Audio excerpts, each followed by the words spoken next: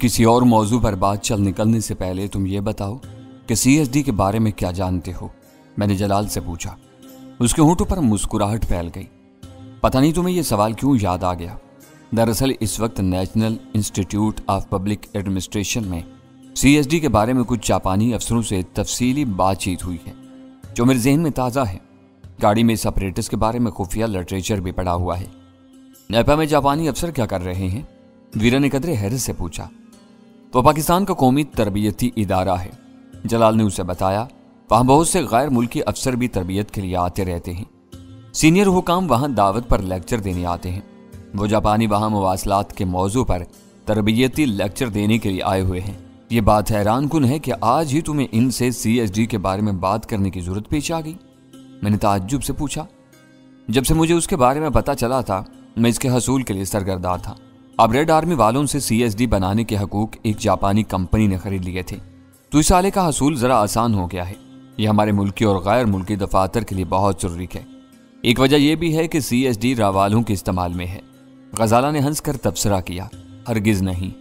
जलाल ने पूरे वसूख से तरदीद की। पता नहीं बद्रीनाथ को यह आला कहाँ से मिल गया था। तुम जलाल से CSD के बारे में कुछ पूछना चाह रहे थे। अव्वल खान ने मुझे याद दिलाया। ये बात यकीनी है कि CSD दो तरफा टेलीफोनिक गुफ्तगू में किसी तीसरे फरीक की मुदाखलत से बचाती है, लेकिन नंबर ट्रेस करने वाले आलात पर इसका क्या असर पड़ता है? मैंने अपना सवाल दोहरा दिया। ये बहुत अच्छी बात है कि कोई भी कारआमद नुक्ता तुम्हारे जहन से महव नहीं होता। जलाल ने मुस्कुराते हुए कहा। मेरा ख्याल है कि तुम ये बात नहीं भुला सके कि जान ने गुलशन इकबाल के उस पब्लिक कॉल ऑफिस का नंबर ट्रेस कर लिया था जहां से तुमने उससे बात की थी। इस वाक़े ने मुझे बहुत ज्यादा मोहतात बना दिया है। मैंने एतराफ़ किया। CSD एक लाजवाब डिवाइस है जो एक वक्त में सिर्फ दो लाइनों को मिलाए रखती है। यूं ही तीसरी लाइन या तीसरा सर्किट जुड़ने की कोशिश करता है, CSD लाइन को ड्रॉप कर देती है। जिसके काम करने का असूल है।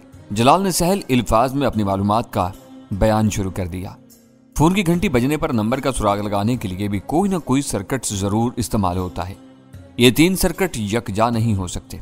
इसका मतलब यह है कि नंबर का सुराग नहीं मिल सकेगा। मैंने उसे यकीन दहानी चाहिए। मैं इसका अमली मुजाहिरा देख चुका हूँ।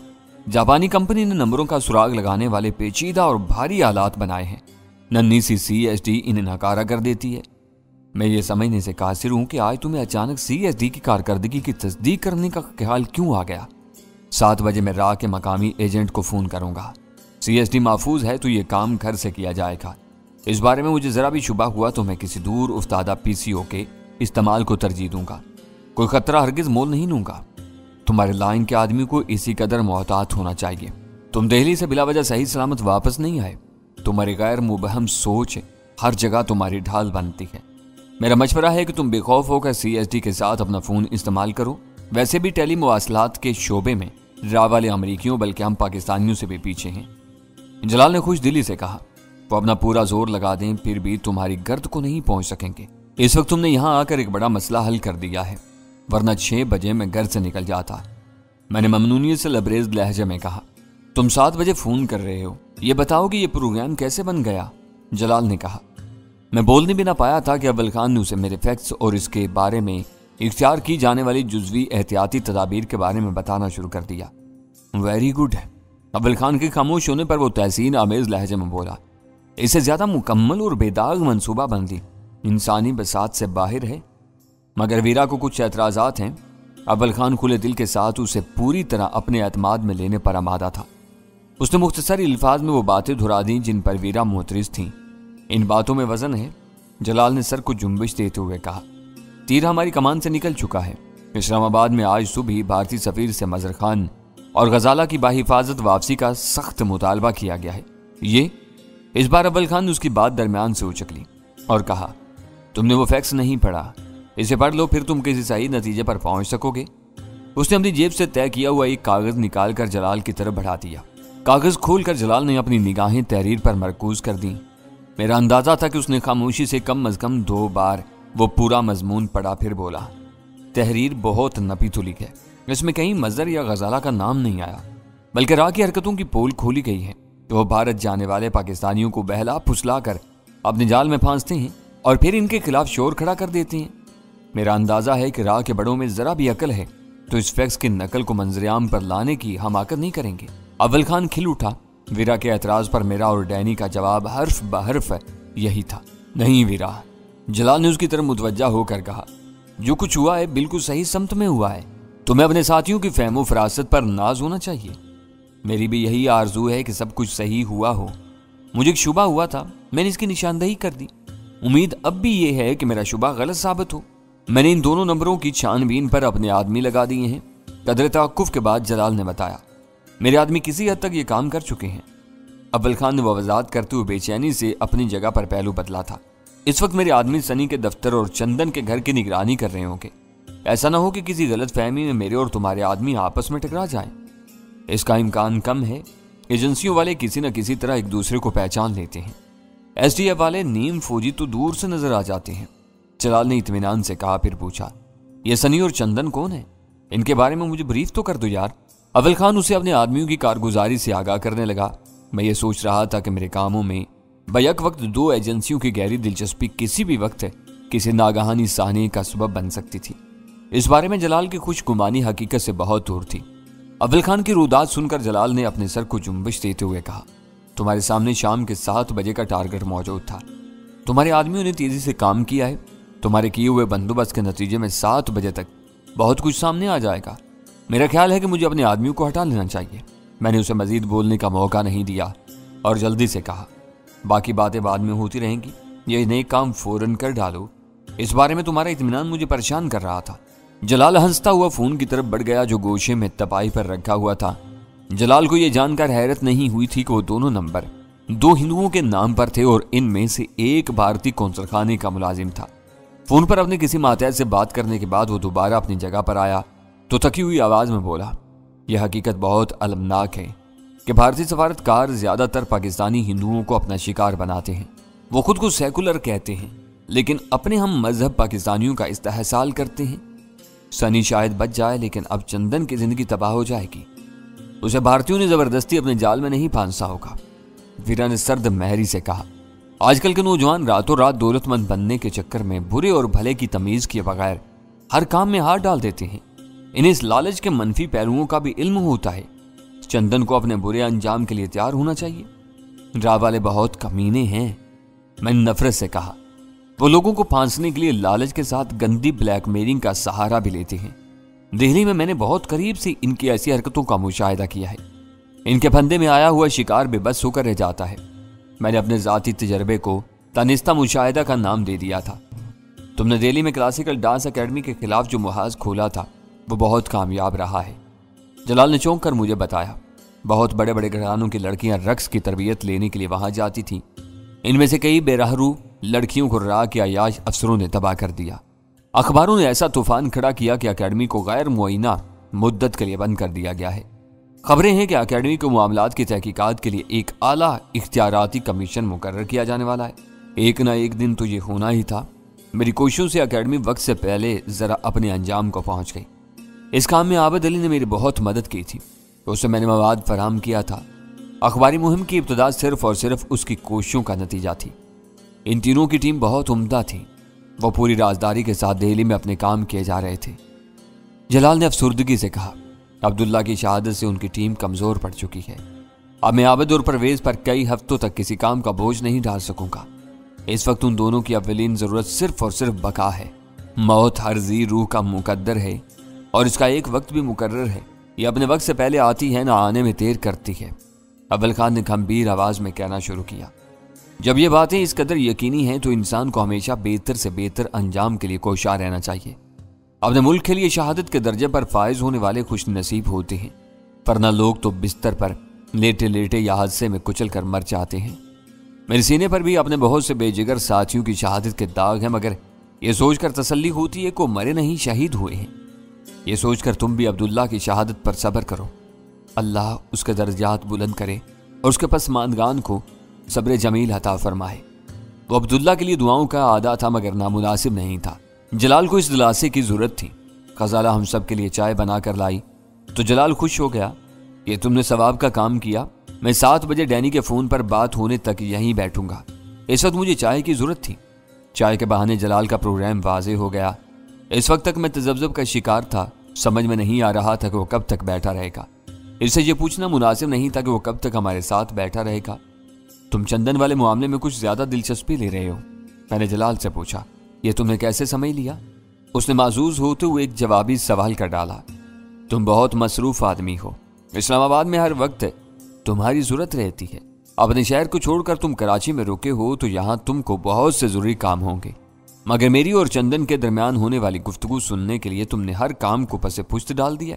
मेरी सारी भाग दौड़ के सिर्फ 2 हदफ हैं, CIA और राह की सरगर्मियां।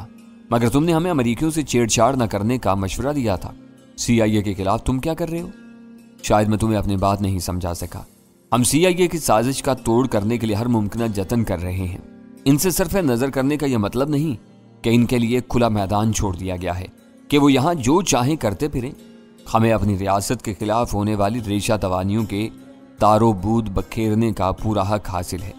हम इस हक को अपने तमाम तर सलाहियतों के साथ इस्तेमाल कर रहे हैं, मगर अमरीकियों के साथ ऐसे बराह रास्त तसादुम से अतुल इम्कान गुरेज कर रहे हैं जिसमें इनका खून बहने का इम्कान हो। तुम्हें भी मैंने खून रेजी से रोका है। तुमने माजिद यमनी का साथी बनकर जान की नाक तोड़ दी। इस पर मुझे कोई एतराज नहीं है। बहुत अच्छा हुआ कि वो यहां से भाग निकला। मुझसे तुम्हारा मफहूम समझने में गलती हुई थी, मैंने एतराफ किया।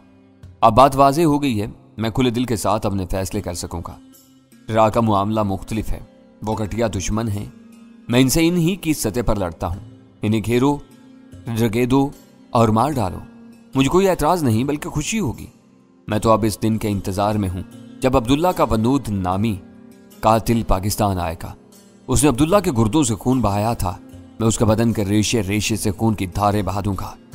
हम अपने आदमियों को खून का बदला बहुत सफाकी से लेते हैं। जलाल का लहजा सर्द और खौफनाक हो गया।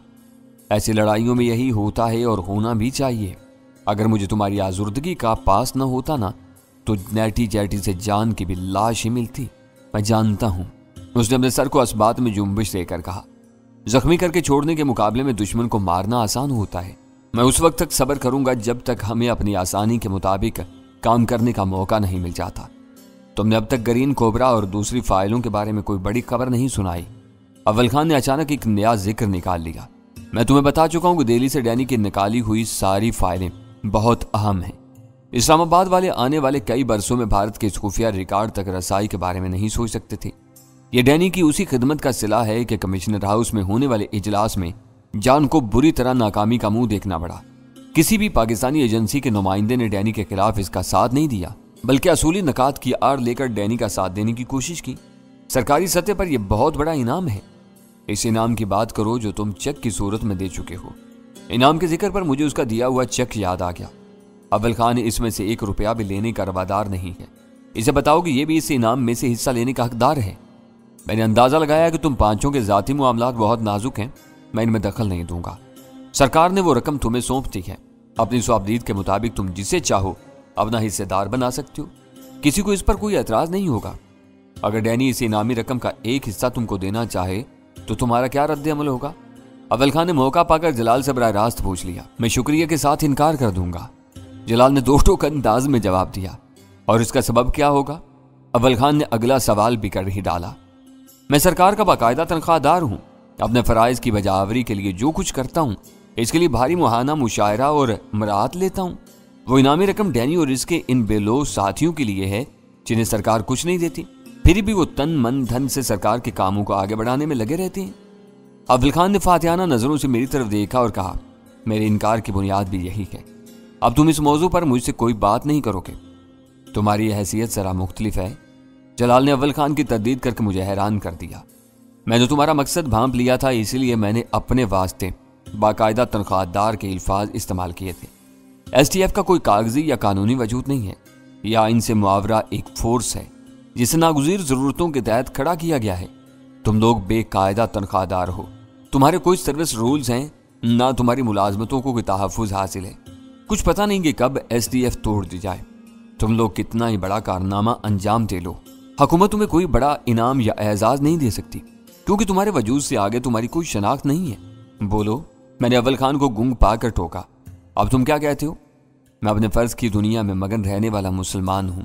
उसने कदरे तवक्कुफ के बाद कहा, मुझे किसी इनाम की फिक्र है ना एजाज की तमन्ना। जब तक STF कायम है और मुझे किसी सीक्रेट फंड से तनख्वाह मिल रही है میں باہر سے ایک پیسہ بھی قبول نہیں کروں گا۔ یہ ایک مسلمان اور پٹھان کے الفاظ ہیں۔ جلال نے مجھ سے کہا، اب تم واقعی کچھ نہ کہنا، اب بولنے کی کوئی گنجائش نہیں رہی۔ میں نے اپنے ہونٹوں پر شہادت کی انگلی رکھ لی۔ جلال کے سامنے اس بارے میں کھلی کھلی بات کر کے میرے ذہن سے بوجھ اتر گیا تھا۔ فائلوں کا ذکر پھر درمیان میں رہ گیا۔ چند ثانیوں کے وقفے کے بعد اول خان نے جلال کو یاد دلایا، وہ فائلیں واقعی بہت اہم ہیں اور متعلقہ افراد اور ادارے ان پر کام کر رہے ہیں۔ میں بھارت سے لائے ہوئے اس ریکارڈ کا امین تھا۔ جلال بتانے لگا، میں نے وہ امانت جو کہ تو آگے بڑھا دی۔ حکومتوں میں فرد واحد کی کوئی حیثیت نہیں ہوتی، افراد کی متعدد ٹیمیں مل کر کسی بھی نظام کو چلاتی ہیں۔ پاکستان میں بھی یہی ہوتا ہے۔ میں نے اپنے حصے کا کام پورا کر دیا۔ اب مجھے نہیں معلوم کہ ان فائلوں پر کیا کام ہو رہا ہے۔ جیسے جیسے اوپر سے نئے احکام آئیں گے اندازہ ہوتا جائے گا کہ فائلوں میں کیا تھا۔ مجھے چند موٹی موٹی باتوں کا علم ہے کہ نیپال پر بھارت کی پوری نظر ہے۔ وہ وہاں کے شاہ کو مروا کر اپنی پسند کے موروں کو اقتدار میں لانا چاہتا ہے تاکہ نیپال کو اپنی طفیلی ریاست بنا لے۔ پاکستان کی ایٹمی تنصیبات کے خلاف وہ اسرائیل کے تعاون سے بیک وقت کئی منصوبوں پر کام کر رہے ہیں۔ پاکستان میں قوم پرستی کے رجحانات کو بھڑکانے کے لیے بے دریغ سرمایہ اور ہتھیار فراہم کر رہے ہیں۔ گرین کوبرا فائل میں بھارت کے ان تمام گھنونے منصوبوں کے بلیو پرنٹ موجود ہیں۔ جلدی ہمیں معلوم ہو جائے گا کہ ہمیں کہاں کیا کرنا ہے۔ یہ سب مستقبل کی باتیں ہیں، میں نے مزاحیہ انداز میں کہا۔ آج کی حقیقت یہ ہے کہ ہم چندن مہاراج کے فراق میں بیٹھے ہیں۔ اس سے تم کن خطوط پر بات کرو گے؟ جلال نے بے تکلفی سے پوچھا۔ شروع سے آخر تک مظلوم مظہر بنا رہوں گا۔ اسے یقین دلانا چاہوں گا کہ میں پورے خلوص کے ساتھ اس کے لیے کام کرنے پر آمادہ ہوں، مگر شرط یہ ہے کہ میرے خلاف بنی ہوئی معاندانہ فضا کو صاف کیا جائے۔ یہ کام دہلی والے کر سکتے ہیں۔ میں نے اپنے منصوبے کا خلاصہ پیش کر دیا۔ کاش میں تمہارے ساتھ اس کی گفتگو بھی سن سکتا، جلال نے حسرت سے کہا۔ بلکہ ہم سب سن سکتے ہیں، اول خان نے خوش ہو کر کہا۔ ایسے مواقع کے لیے یہاں اسپیکر فون بھی موجود ہے۔ ویری گڈ یار، اس کی باتیں اسی کی زبان سے سننے میں مزہ آئے گا، اور آج میں پہلی بار خود بھی سنوں گا کہ ڈینی کی کلابازیاں کیا ہوتی ہیں۔ جلال مسرت سے بولا، ہرگز نہیں۔ میں نے بوکھلا کر ان دونوں کی مخالفت کی۔ کسی کو ذرا سی بھی چھینک یا کھانسی آ گئی نا تو وہ بھڑک جائے گا۔ یہی سے میرا پہلا رابطہ ہے۔ اگر آج اسے میری نیت پر کسی قسم کا شبہ ہو گیا تو یہ سلسلہ یہیں ختم ہو جائے گا۔ اس کی تم فکر مت کرو، ہم اپنے گلے گھونٹ لیں گے، کوئی آواز نہیں نکلنے دیں گے۔ ویرا بے جوش میں آ گئی۔ نہیں، میں نے بے بسی سے کہا، تم لوگ بلا وجہ جذباتی ہو رہے ہو، ذرا سی گڑبڑ سارا کام بگاڑ دے گی۔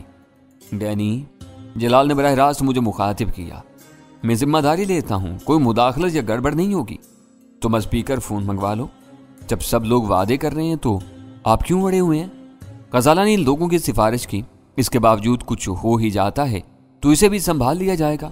چندن ہماری نظروں میں آ چکا ہے، وہ بچ کر کہاں جائے گا؟ میں ان لوگوں کو اسپیکر فون کے استعمال سے باز رکھنے کے لیے جو کچھ کہہ رہا تھا وہ غلط نہیں تھا، مگر میرے انکار کا اصل سبب یہ تھا کہ کہیں دوران گفتگو چندن اس ویڈیو فلم کا تذکرہ نہ نکال لے جس کے فیتے پر میری اور رینا اجیت رائے کی خلوت کی کہانی تحریر تھی۔ میں نے اپنے ہاتھوں سے اس فلم کو نریش کے دفتر میں نظر آتش کر دیا تھا، مگر راہ والے مسلسل اس فلم کی موجودگی پر مصر تھے اور مجھ پر دباؤ ڈالنے کے لیے گاہے گاہے اس کے حوالے دیتے رہتے تھے۔ چندن اس بھری محفل میں وہ ذکر چھیڑ دیتا تو بعد میں میرے لیے وضاحتیں کرنا دشوار ہو جاتا۔ میرے خلاف وہ سب یک زبان ہو چکے تھے۔ ایک سلطان شاہ خاموش تھا، لیکن اس کے بشرے پر پھیلے ہوئے تاثرات سے ظاہر ہو رہا تھا کہ وہ بھی انہی کے ساتھ تھا۔